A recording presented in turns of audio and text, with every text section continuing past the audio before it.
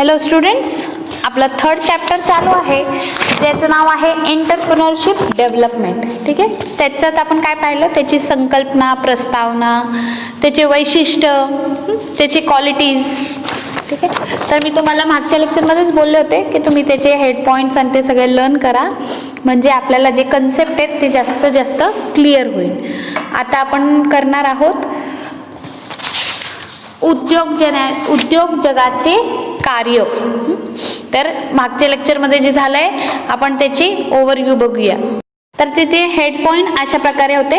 पहिला पॉईंट होता डिसिप्लिन, गुण. हे आपण काय बघतो, यशस्वी उद्योजकाचे गुण.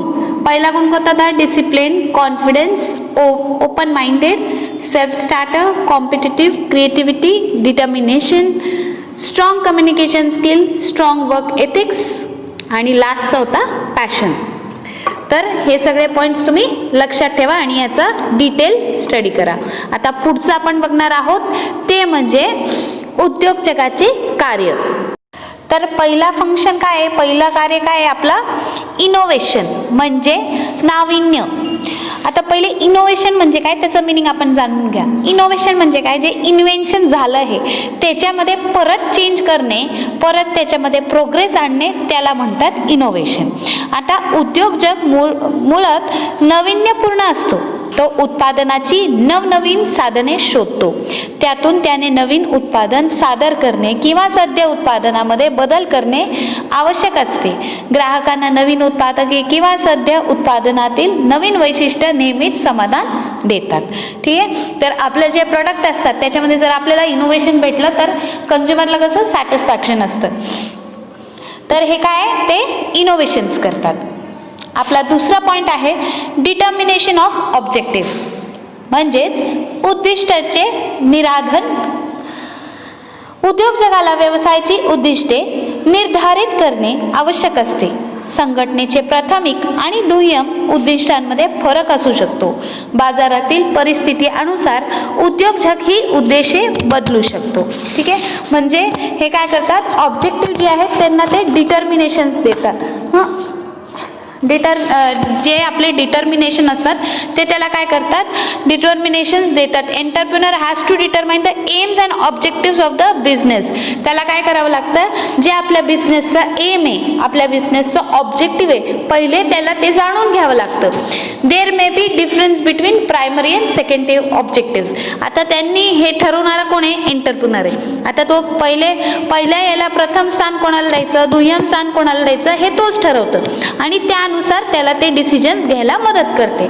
So there may be difference between the primary and secondary objectives of the enterprise.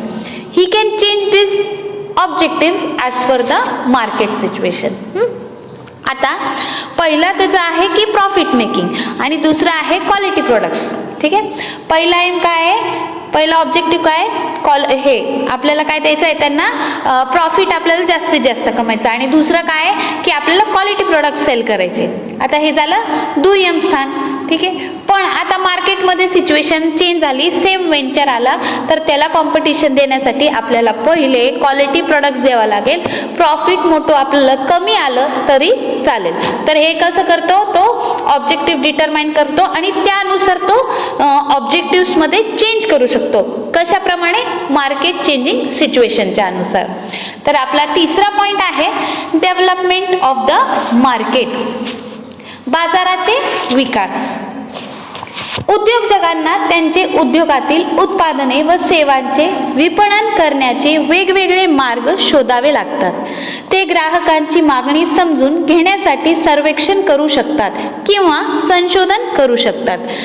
जेव्हा बाजारपेठ सतत विकसित केल्या जातात तेव्हा ग्राहकांच्या मागण्या देखील वाढतात.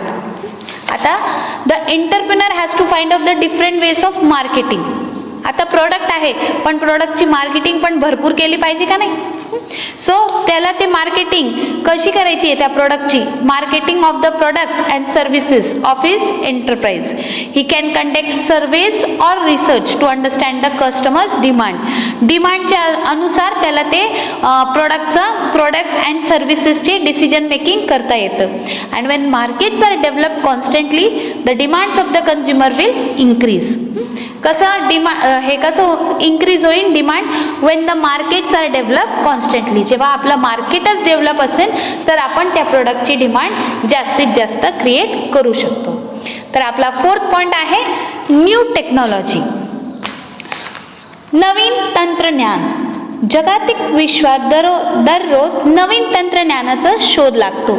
नवीन तंत्रज्ञानाच्या परिचयाने व्यवसायाची वाढ होते. फॉर एक्झाम्पल, नवीन यंत्रांना, प्रगत तंत्रज्ञान, उत्पादनाची नवीन आणि वैज्ञानिक पद्धती. ठीक आहे. ग्लोबल वर्ल्ड हे काय आपलं ग्लोबल वर्ल्ड आहे. Every day there is an innovation of a new technology. Introduction of a new technology will always result in growth of business. जितकं जास्त आपण टेक्नॉलॉजीचा वापर करणार आपला बिझनेसचा ग्रोथ तेवढा लवकर होतो. For example, Naveen machinery, new machinery, advance technology, new and scientific method of production आपलं केव्हा वाढेल, जेव्हा आपण ॲडव्हान्स टेक्नॉलॉजी यूज करू, नवीन मशिनरी यूज करू, म्हणजे कमी टाईममध्ये जास्तीत जास्त प्रोडक्शन होईल. त्याच्यामुळे काय म्हणतात की न्यू टेक्नॉलॉजीचा यूज केल्यामुळे एंटरप्रेनरचे फंक्शन्स कसे चालतात अगदी स्मूथली. तर आता पाहूया आपण 5th फंक्शन्स, ते म्हणजे गुड रिलेशन्स, म्हणजेच चांगले संबंध.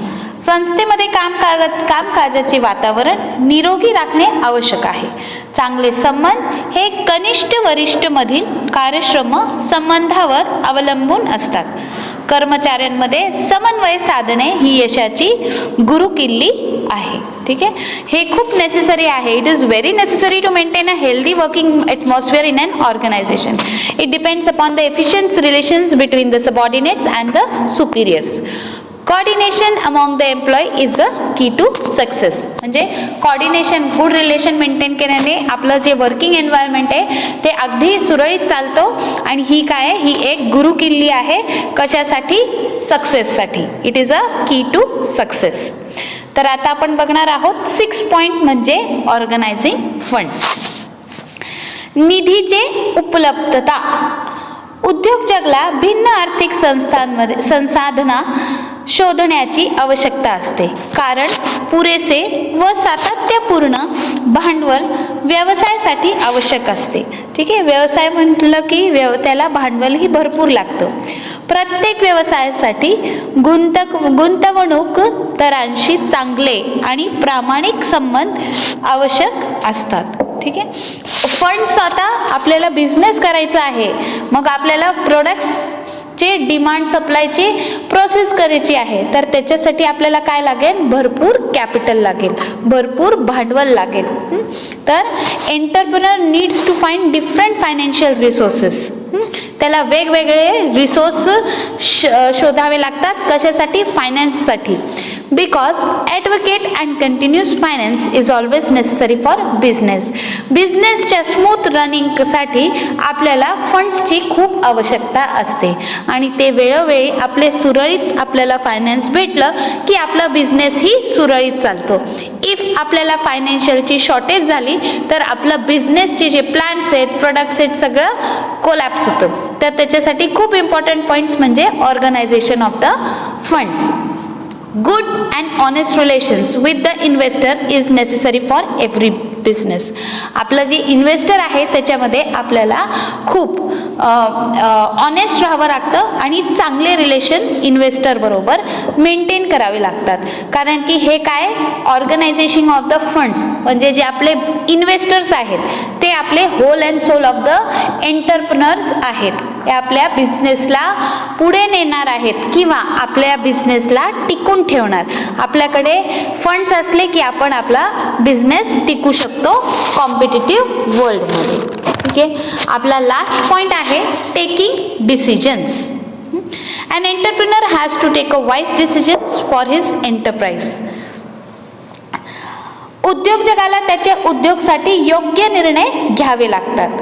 वेळेत व योग्य निर्णय घेणे देखील महत्त्वाचे आणि आवश्यक असतात. टाइम हे खूप इम्पॉर्टंट आहे. टाइमली डिसिजन घेतल्याने आपला बिझनेस जी लाईन आहे ती आपल्याला डेव्हलपमेंट लाईनवर घेऊन जाऊ शकते. जर काय आपण वेळेवर डिसिजन घेतला नाही तर टाइम ते आपल्या हातातून निघून जातो आणि आपले जे बिझनेस ऑपॉर्च्युनिटीज आहे ते आपल्याला अजिबात भेटत नाही.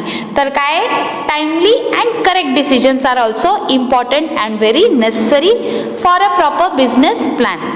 You should always consider the pros and cons before taking any business decisions. त्याने नेहमी साधक आणि बाधक या गोष्टीचा विचार केला पाहिजे. डिसिजन्स घेणे हे खूप मोठं फॅक्टर आहे.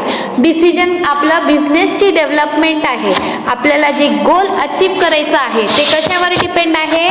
Decision making. आपण वेळोवेळी जर करेक्ट डिसिजन घेतला तर आपलं का बिझनेसला अडथळा येणार नाही. पण आपण रॉंग डिसिजन्स घेतले तर रॉंग डिसिजन घेतल्यामुळे आपल्याला काय लॉस बेअर करावं लागतं. आपले जे सिच्युएशन्स आहे परत ते हँडल करण्यासाठी आपल्याला दुसरा फायनान्स अरेंज करावं लागतं. तर एक डिसिजन चुकलं की आपल्याला सगळा बिझनेस आपला कोलॅप्स होतो आणि परत त्याला उभं करण्यासाठी आपल्याला वेगळा फायनान्स लागतं. तर आपल्याला डिसिजन मेकिंग करताना म्हणजे एंटरप्रेनरला डिसिजन मेकिंग करताना खूप सगळे पॉइंट्स विचार करून मगच डिसिजन घ्यावं लागतं. तर decision making is also very important functions of an entrepreneur. तर हे पॉइंट काय आहे? लास्ट पॉइंट काय आपलं? Taking decisions. आपण ही कोणतेही डिसिजन घेतो तर आपल्याला काय करावं लागतं? आपलं सगळं फ्युचरचं आपल्याला विचार करून आपण डिसिजन टेक करतो. तर ह्याच्यात तर काय आपलं फायनान्स लागलेलं असतं. तर हे खूप मोठं इम्पॉर्टंट फंक्शन आहे कोणाचं? एंटरप्रेनरचं. सो स्टुडंट्स, इथं आपण संपवलं आहे फंक्शन्स ऑफ अन एंटरप्रेनर. फंक्शन्सचे हे आपले एंटरप्रेनरचे काय काय फंक्शन्स आहेत, काय काय कार्य आहेत ते आज आपण पाहिले आहेत. तसंच मी तुम्हाला सांगते की त्याचे फंक्शन्स कोणते कोणते आहेत ते लर्न करून घ्या आणि पॉईंट्स लक्षात ठेवा. So thank you students. Keep watching my video. Stay home, stay healthy.